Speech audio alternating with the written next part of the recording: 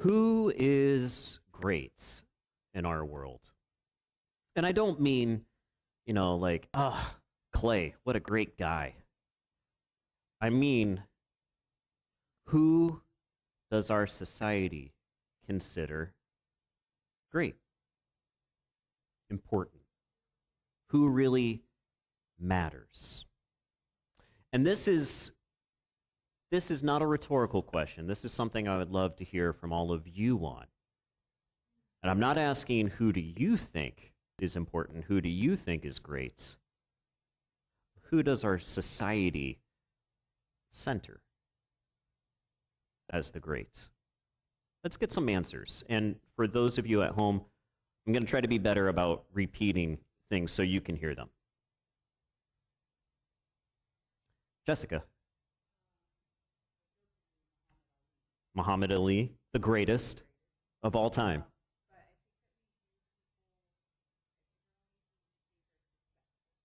The successful people.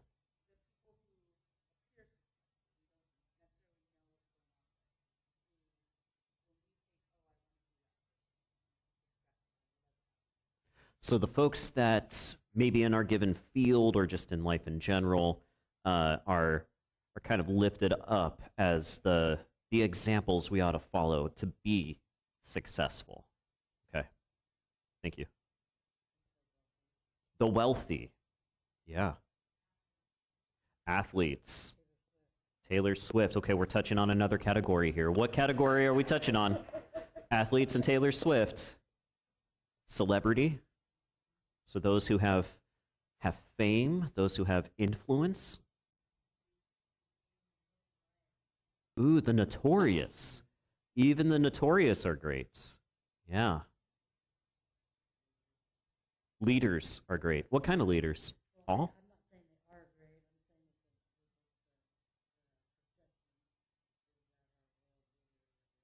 that World leaders in particular, yeah.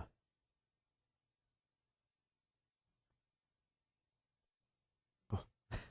Hi, Rita. Anybody else? Who else is great?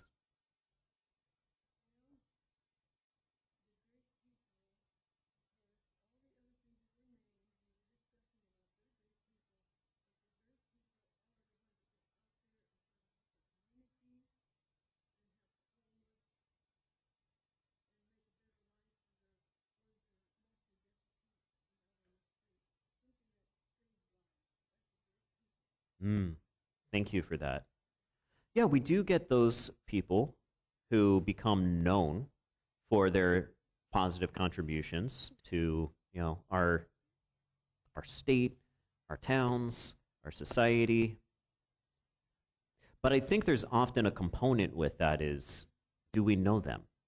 Do we know of them through the media? I've known people who are big change makers. Nobody knows who they are. And I've also known change makers who, like, they just get in the newspaper. They go viral fairly often. The great ones. Who is the greatest? This is what the disciples were arguing about. A little bit of context here before I get into even more context. Right after Jesus said, "Hey guys, I'm going to die soon." And then they're walking someplace else and they just start, as one does, arguing about who's the greatest. Now, this seems like playgrounds conversation, right?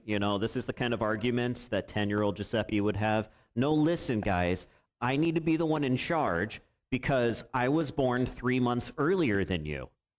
So, I'm the greatest. Some of you are just silent like, what? Nobody's ever, not me. I never argued like that on the playgrounds. Well, I'm going to confess, I did. I know the most about this character, so I get to be the leader of this game. That kind of thing. And it does seem silly. Perhaps this is an immature conversation that's happening. I do think it's one that they feel some level of shame around when Jesus calls them out, when he interrupts them and says, "Hey, what are you guys arguing about?" But I think it's easy for us to miss perhaps why they would be arguing about this. We live in a stratified society. We do. We don't want to think we do, but we do. But perhaps our stratas are a bit more permeable. In fact, much of the American dream is crafted around that idea, right? That you can traverse strata. While in the ancient Roman world, in the ancient Mediterranean world, that was much harder to do. There was strata upon strata. And they didn't pretend they didn't have hierarchies. No, they embraced it. You knew what to do in your world every day because of the strata. It affected daily life. It affected how you would walk in the marketplace. It would affect how you would sit down for family dinner. Who is at the head of the hierarchy? Well, in many things, the emperor, right? And then you've got the folks that the emperor governs through, right? Whether it be through military might, or through regional governors, or puppet kings like Herod. And who would be on the bottom of this hierarchy? Well, you would have slaves, and they make up a pretty large layer of strata. They are 50% or more of first century ancient Rome. You also have non-citizens, you have women, you have children. Folks that were often seen as having little to no status. So when the disciples are arguing about who's the greatest, they're trying to figure out, well, who do I need to be showing greater honor to, and who needs to be showing me greater honor?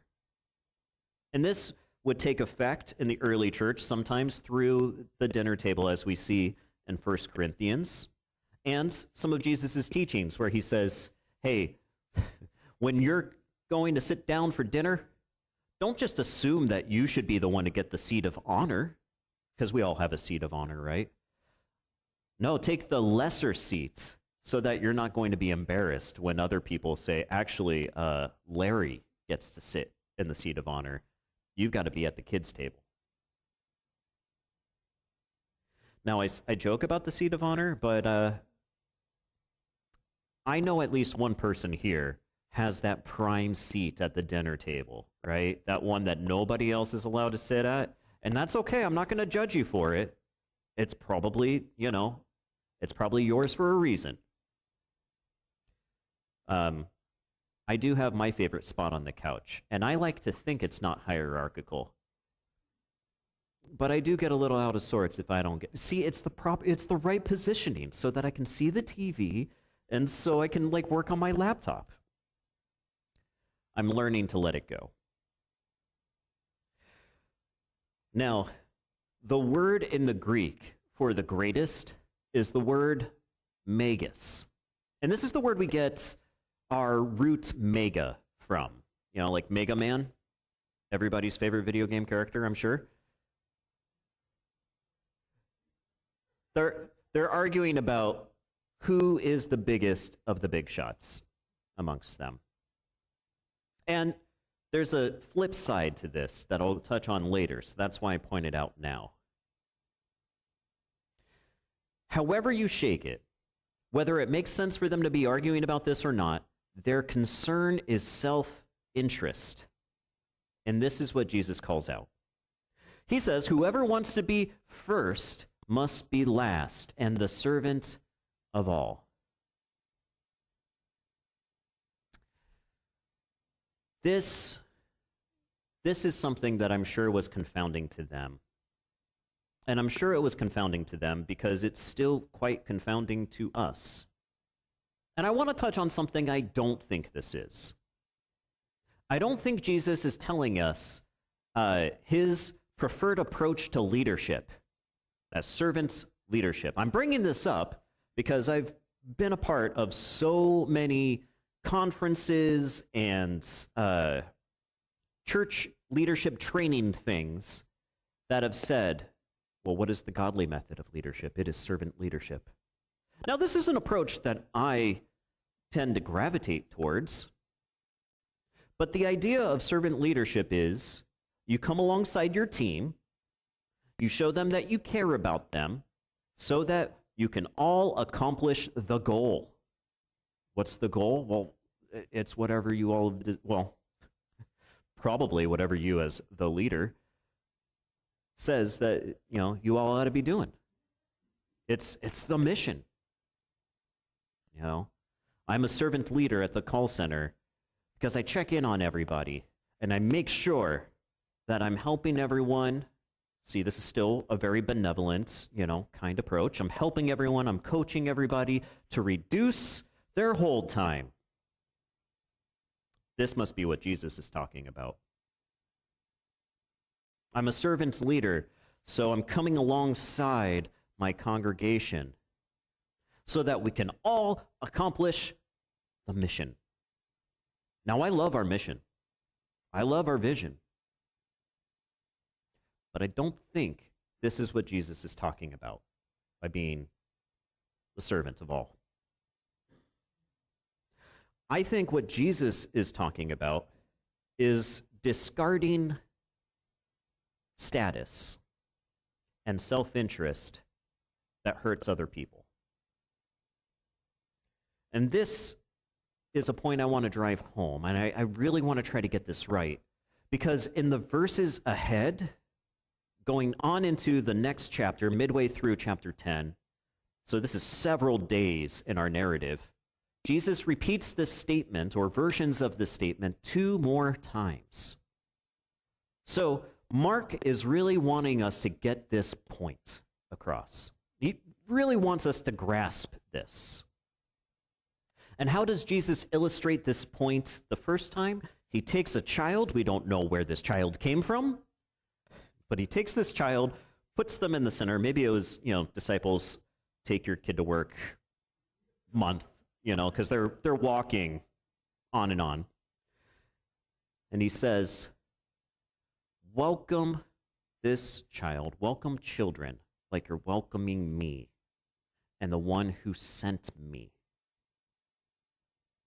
God. Now, why? Why would Jesus be saying this, following, those who seek to be first should be last? Because to greet a child in the ancient world is to pass a societal barrier of social etiquette. He uses this word, embrace, right? You could picture Jesus giving this kid a hug, modeling for them. This kid has no status. Not really. The kid's not really contributed to social standing in any way. Maybe they were born to be somebody special one day in the ancient, perspective. But at this point in time, it is the child who should be submitting to the elders, and the elders who should be either receiving nothing at all or signs of respect from the child.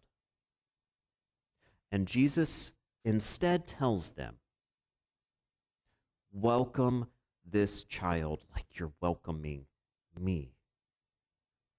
And not just me, but like you're welcoming God. And I put the word like in there. He's actually saying, as you're welcoming God, right?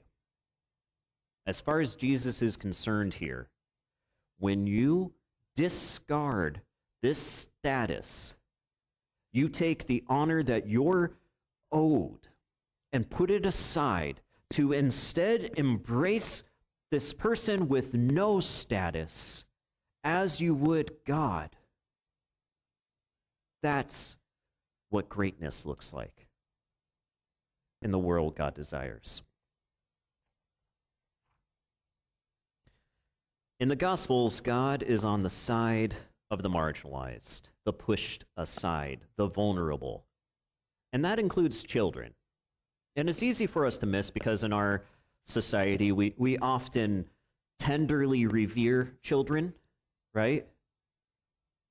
I don't know anybody when kids come to church, they just choose to be very rude to in American culture. Instead, we tend to get lit up by that in our congregations, right?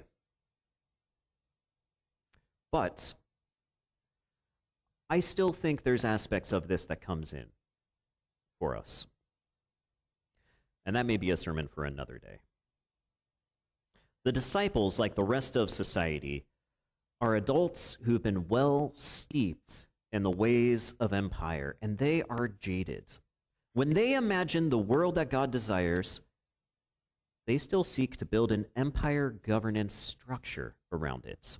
They seek to build hierarchies of power, and it's difficult for them to imagine a world without hierarchy. It's hard for them to imagine God's will being done on earth as it is in the beloved community of God, without some being powerful and others being powerless. And if they pursue the world that they think God desires, but they continue to be preoccupied with importance, they're going to miss out on what God actually wants. Their commitment to self-importance will rob them of that opportunity. If they pursue what they think God's will is, but they put in place the same kind of power structures that the empire has, they will fail to experience God's will. Their new system will be the old system under new management, but blamed on God.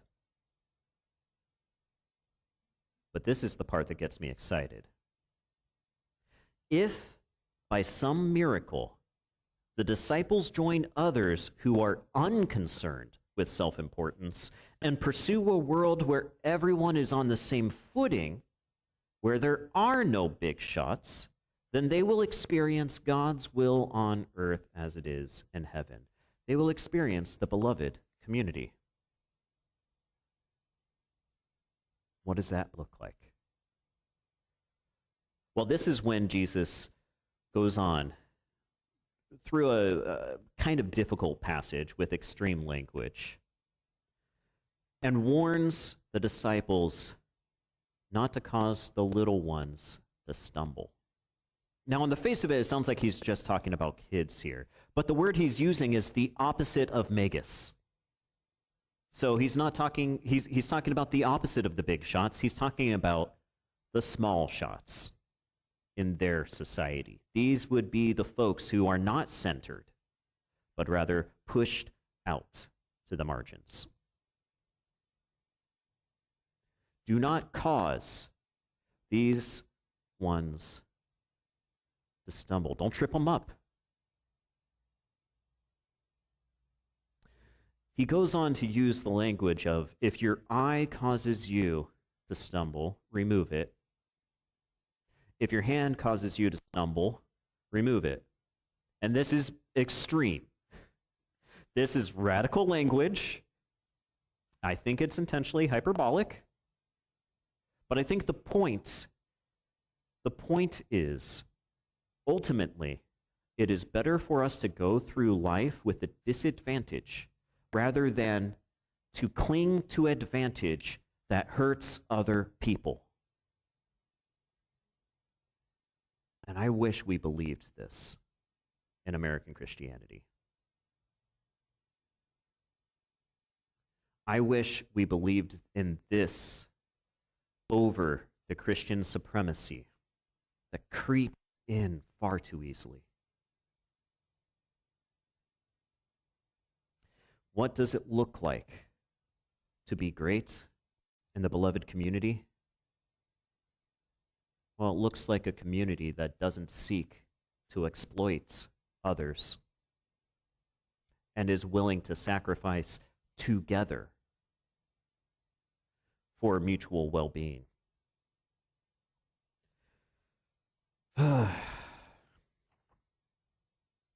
we might say, Jesus, it's hard. In this world, we only get ahead if we claw and we scrape and we step on others to get what we want. Might makes right is the praxis of our world. So how realistic is this? And I think to that, Jesus would say, you know what? Ultimately, it's better for all of us to take the loss and to do what is right, even if it's hard. Then 2 disciples ask Jesus if they can rule right under him in the kingdom of heaven. Because this is hard stuff. This is countercultural stuff. This is still quite difficult. In fact, in Christian tradition, we've twisted this tremendously. No wonder we want this to simply be a method of leadership and not a way of life that we share together. This is way easier as a way to manipulate other people to do what you want instead of sharing our burdens together. So these 2, they come to Jesus. Hey, can we sit at your right and left hand, which is old-timey speak for, can we roll like right under you? And Jesus says, you don't even know what you're talking about, guys. And he calls all the disciples together. He sits down. They sit around him. And he says to them, I have not come to be served. We picture Jesus riding in on this great big white stallion, and there's this picture in the book of Revelation where, you know, in other apocalyptic texts in the New Testament where every knee bows down and they worship Jesus. And it's so easy in Christian supremacist imagery to think, well, that's our role. We're going to make everybody else bow down to Jesus and take a knee. But that's not what Jesus is saying he's about here. I have come to be a servant, not to be served. And I have come to give my life as a ransom. What does that mean? I've come to help others, even if it costs my own life. So again, I tell you, the first shall be last, and the last shall be first. And you want to be great? Be a slave to each other. Now, this is not something that I think one person in a community is called to. This is not something that I think a category of people in the beloved community is called to. That's too great a burden for any of us to carry. This is the way of life for the beloved community of God. This is the way we all aspire to be. Because if we have one professional servant, that's toxic.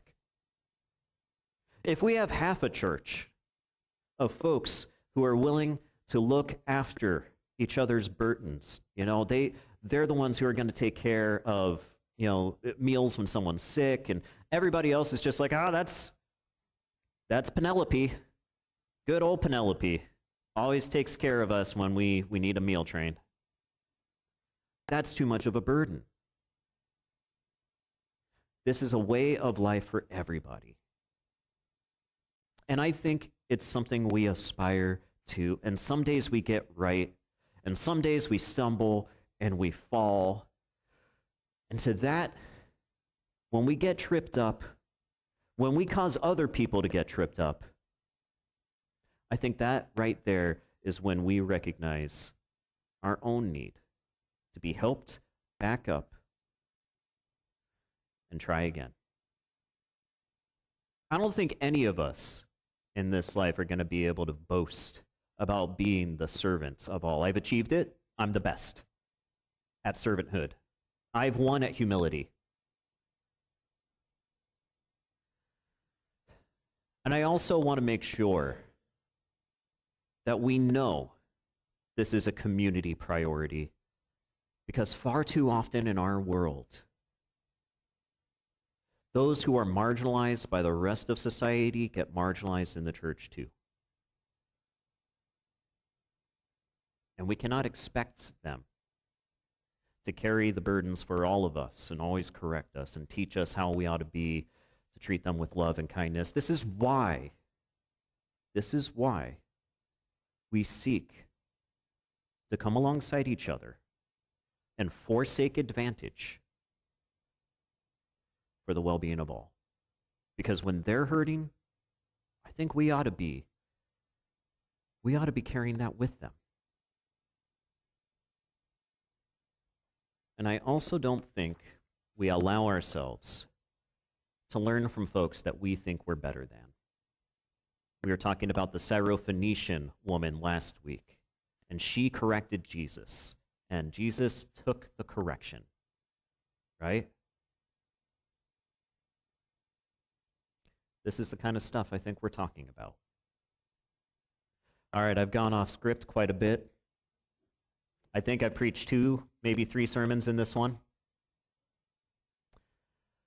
This is a theme that the other Gospels are going to continue to expand on, and I just really wanted to emphasize it. So thank you for tolerating some of my tangents and verbosity. Church, may we seek this kind of greatness, of a community that lives out love together by looking after each other's needs, by shouldering each other's burdens, and by lifting each other up. Amen.